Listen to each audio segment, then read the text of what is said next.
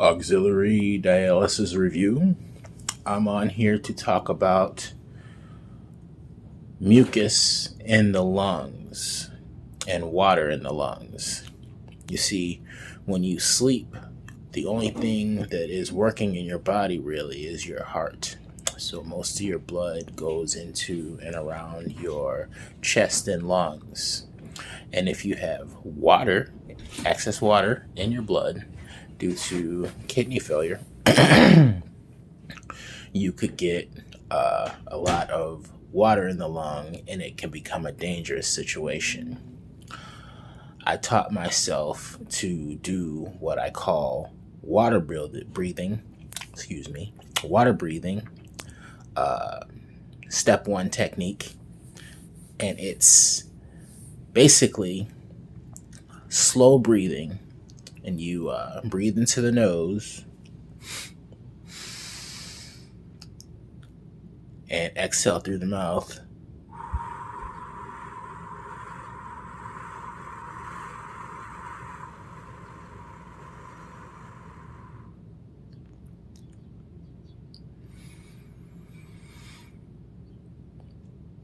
Fill up your lungs completely, arch your back, exhale through the mouth.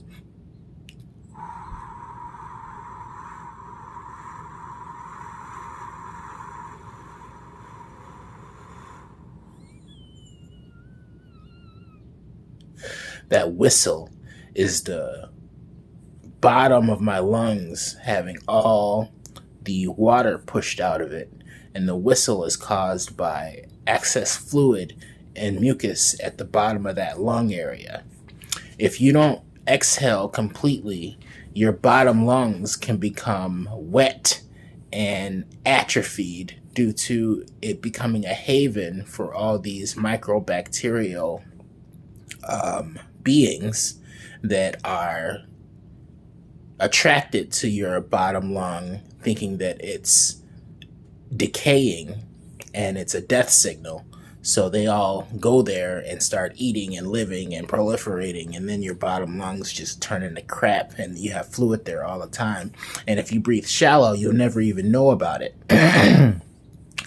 And if you were to become kidney deficient in the future, you'll definitely know about it, because your water will go there and it'll stay there and you won't be able to absorb oxygen with your lungs, and that atrophy will just continue to climb through your lungs up towards the part where you actually breathe in.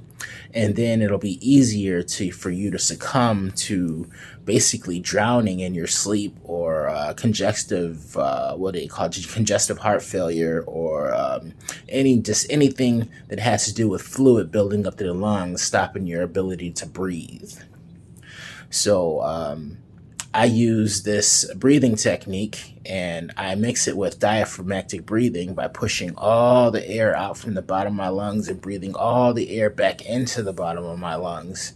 And the result is it changed my cardiovascular system, like throughout my entire body and not just in my lungs. It changed my heart, it healed my heart, and it healed my lungs. And also, there's a bunch of energy that gets utilized from breathing into that area. And, if your lungs are atrophying, that atrophy is spreading from the point of those two spaces at the bottom of your lungs. So it's not just spreading up your lungs, it's spreading out into the body, into the diaphragm, into the organs, into the area around the bottom of the lung, into the heart, into all those arteries and all those vascular systems. So coming back to the reason why I brought this video up is when I eat food that is mucus forming, or when I am fasting, or just as a alternative route of elimination, my lungs became, I guess, what I would call alchemic, because they sequester fluids in mucus and then I can expel it from my body. So I'm constantly spitting out water if I'm not eating anything or using my lungs. If there's just at rest, they start to fill up with fluid, and then the mucus goes there, and I expel it. So before my lungs were alchemic, the lungs would just fill up with fluid, and I couldn't lay down. I had to sleep in a kneeling position in order to survive a night. It got pretty bad. But now the mucus goes to the water and I can expel it. So now it's a fontanelle. It's a alternative route of elimination.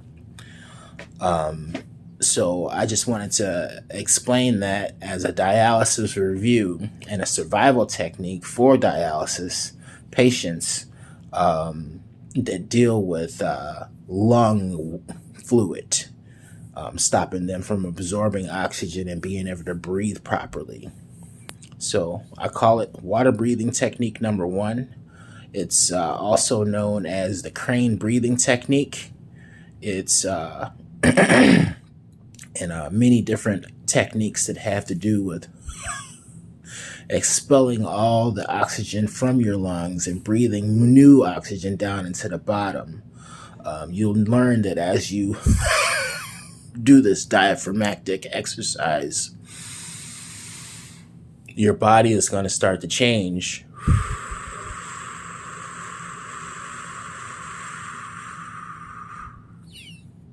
And your lung fluid is going to start to clear. The road is not simple. It's going to take some work.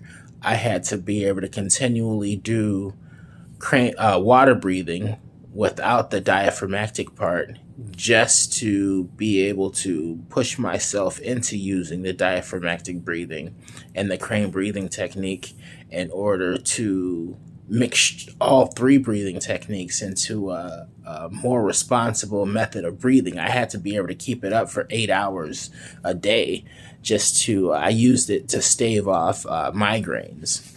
During dialysis, when I first started, I was getting terrible migraines and I had to stave them off. So once I was able to do that breathing technique for 8 hours straight, my migraines were subsided literally by the breathing technique. I noticed that as soon as I stopped breathing and started to breathe normally, my migraines would come back. So I would start to do the breathing technique again, and the migraines would be eased. I had terrible pain back here. It's not something that I completely understand. A lot of times I have to go off of my own experiences and my intuition and my faith in myself, because the medical professionals in the medical establishment don't ever know what the fuck I'm talking about. They don't have any good advice. All they want to do is tell me I have some type of disease that they can get money from and give me a treatment that costs me my life and my cash and my time and doesn't help me. If I had kept doing things the way that they taught me or what told me, if I had kept taking their advice, I'd be dead. I'm sure of it. The 5 years that they would have gave me to live would have been more than enough time for me to succumb to my ailments and pass on. So I found a better way.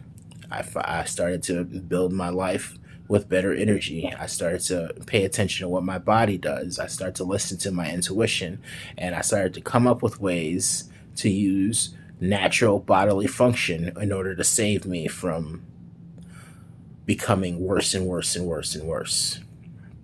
So this is the end of the auxiliary dialysis review for today. Peace.